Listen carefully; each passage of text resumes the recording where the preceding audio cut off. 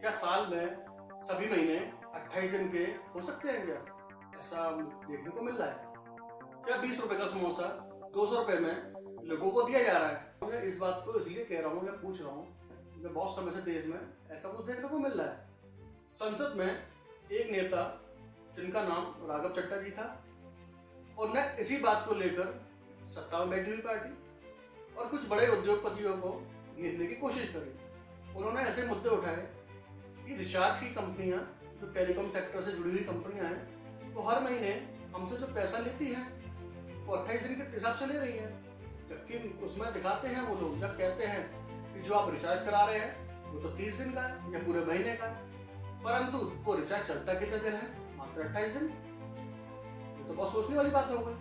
अब ये सोचिए कि 20 रुपए का समोसा आपको 200 रुपए में मिल रहा है। आप हवाई जहाज की जो यात्रा करते हैं कि आप वहाँ प्लेटफॉर्म पे बैठते हैं, वो आपको समोसा कितने का मिलता है? 200 रुपए का। ये तो बहुत ज्यादा हो गए पैसे। उनने जब बात जिस संसद में रखी तो कुछ लोगों को मिर्ची लगने लगी। जो बड़े बड़े उद्योगपति हैं या कुछ लोग जो इस काम को कर रहे हैं या करवा रहे हैं, उनको बहुत दिक्कत होने लगी। जब ऐसे मुद्दे जो कि जनता की भलाई के लिए थे, जिस पार्टी से राघव चड्ढा जी आते हैं उस पार्टी के लिए भलाई हो रही थी, ऐसा तो नहीं था कि वो ऐसे मुद्दे उठा रहे थे जिससे पार्टी को नुकसान हो रहा हो। नहीं हो रहा था ना। उससे तो बल्कि सत्ता में जो बैठी हुई पार्टी है उसको निशाना बनाया जा रहा था, और कहीं ना कहीं इस बात को सोचने में मजबूर कराया जा रहा था कि जो देश में हो रहा है वो गलत हो रहा है या सही हो रहा है। इससे कहीं ना कहीं पार्टी को जो विश्वास था वो आप पार्टी का भी बढ़ रहा था। आज जो राजनेता राघव चड्ढा जी हैं, जो अपनी बात को या हमारे देश की बात को या हमारी जनता की बातों को संसद में पेश कर रहे थे, तो उससे फायदा किसको था? जनता को था या पूरी की पूरी आप पार्टी को था? क्योंकि तो ऐसे तीखे सवाल और ऐसे मुद्दे जो उठा रहे थे वो, उससे जनता का भलाई तो हो रही थी, और कहीं ना कहीं सत्ता में बैठी हुई पार्टी है उसको भी सोचने मजबूर कराया जा रहा था। तो मेरे को एक बात समझ में नहीं आई, जब फायदा जनता का भी था और सबसे बड़ा फायदा तो उस पार्टी का था जिससे पार्टी से बिलोंग करते थे, तो उसी पार्टी ने तो उनको स्पीकर पद से क्यों हटा दिया कि जिससे कि पार्टी की छवि खराब हो या फिर देश की छवि खराब हो? कि जनता की ऐसी कौन सी बात उठाई गई कि जनता को भी दिक्कत आए? ऐसा तो नहीं था।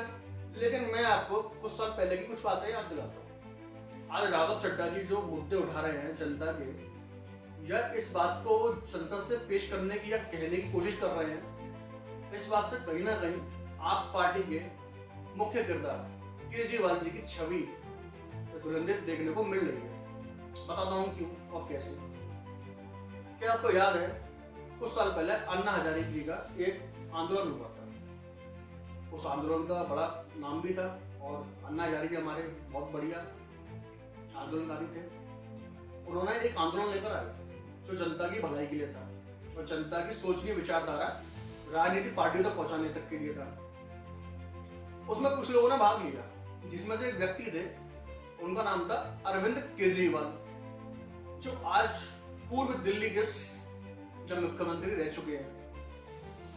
क्या आपको पता है आज जो राघव चड्ढा जी जो मुद्दे उठा रहे हैं, एक समय पर केजरीवाल जी ऐसे ही मुद्दे उठाया करते थे। उस टाइम उन्होंने अन्ना हजारे जी के साथ में ऐसे जनता के मुद्दे रखे जिनसे लोगों ने उनको पसंद करना चालू किया, या उनको इतना पसंद करा गया उन मुद्दों से कि केजरीवाल जी को भी नहीं पता था कि मैं मुख्यमंत्री बन जाऊंगा, और केजरीवाल जी मुख्यमंत्री बने। जब उन्हें जनता ने मौका दिया मुख्यमंत्री बनने का, तो उन्होंने बहुत सारा विकास भी किया। ऐसा नहीं उन्होंने विकास नहीं किया, उन्होंने बहुत अच्छे तरीके से विकास किया। और विकास में देखने को हमें मिला कि जो सरकारी अस्पताल थे या सरकारी स्कूल थे, उनकी छवि इतनी अच्छे तरीके से बदली गई कि उनसे इतनी जो हमें खुशी मिलती है, जो वहां के लोगों को खुशी मिलती है। ऐसे ही आज जो राघव चड्ढा जी जनता के लिए जो मुद्दे उठाते हैं, इस वीडियो में देखिए, वो मुद्दे कहीं ना कहीं अरविंद केजरीवाल जी के लिए बहुत दुखनीय हो सकते हैं। यदि ऐसे मुद्दे राघव चड्ढा जी उठाएंगे तो केजरीवाल जी को कौन पूछेगा? इसी कारण से केजरीवाल जी ने राघव चड्ढा जी को उस पद से हटाने की कोशिश करी, या हटाया गया, तो हटा दिया। समझ रहे हैं ना मैं क्या कहना चाह रहा हूँ? एक साधारण सा आदमी को आंदोलन में इतना ऊपर पहुंचा दिया गया कि वो मुख्यमंत्री बन गया। आज यही चीज राघव चड्ढा जी कर रहे हैं।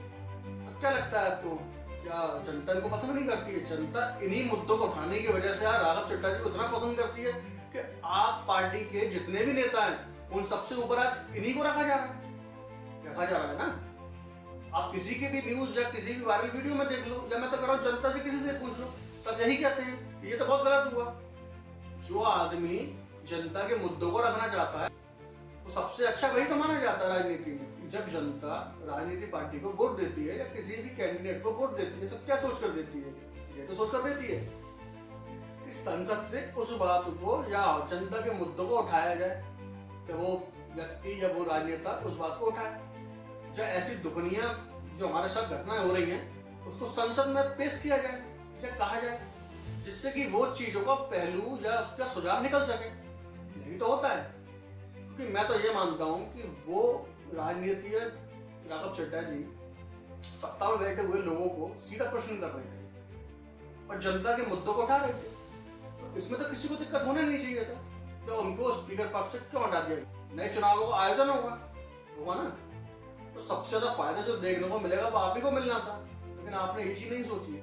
आपको ऐसा लगने लगा कि राघव चड्ढा जी मेरा कहीं पत्ता ना साफ कर दें, ऐसा ना हो कि मुख्यमंत्री की शक्ल मेरे को नहीं राघव चड्ढा जी को देखा जाए।